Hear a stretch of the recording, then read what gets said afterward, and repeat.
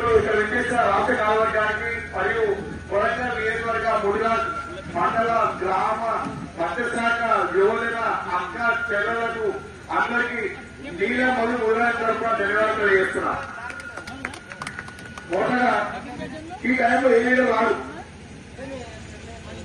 ఈ టైంలో ఎవరు లేరు. ఎందుకంటే ముదిరాజ్ సంఘ నాయకులు ఈ టైంలో రారంటే స్థానిక ఎలక్షన్ లో సర్పంచ్ పోటీ చేసే వ్యక్తులు, వాణిజ్య చేసే వ్యక్తులు అందరినీ జనాపుకున్నాం అని ఇంటికి వచ్చే బ్యాంకులో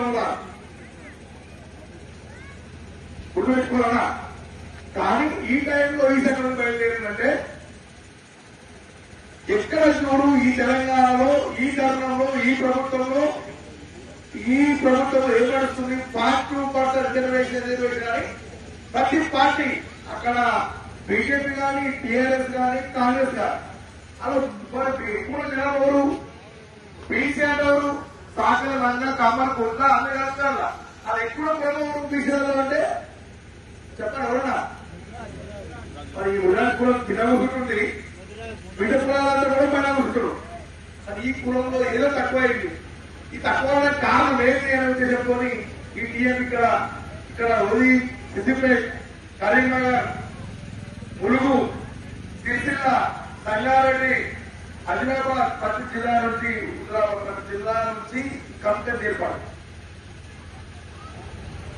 ఇప్పుడు కూడా నాకు అందరూ కూడా అదే ఇక్కడే ఫీల్ అవుతున్నా. సరే ఈ మీటింగ్ రోజు నడుస్తాయి.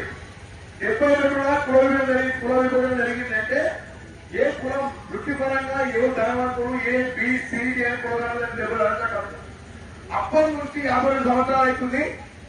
మనం బీసీ మనతో పాటుగా కుల సంఘాలంటే చాపలు చేసే సంఘాలు కూడా వాళ్ళు ఏమన్నారు, మనం తీరున్నాం. మనం కూడా ఇంటి 50 సంవత్సరాల నుంచి కూడా పోరాటం చేస్తే జీవో 2009 వచ్చింది. ఆ 9 వచ్చి 10 సంవత్సరాలు వచ్చింది. కానీ మన నాయకులు ఇంతవరకు కూడా ఎందుకు జరగలేదు అనేది కథమలేదు. ఎందుకంటే ఈ పెద్ద మనిషి 70 సంవత్సరాలు ఉంటాడు.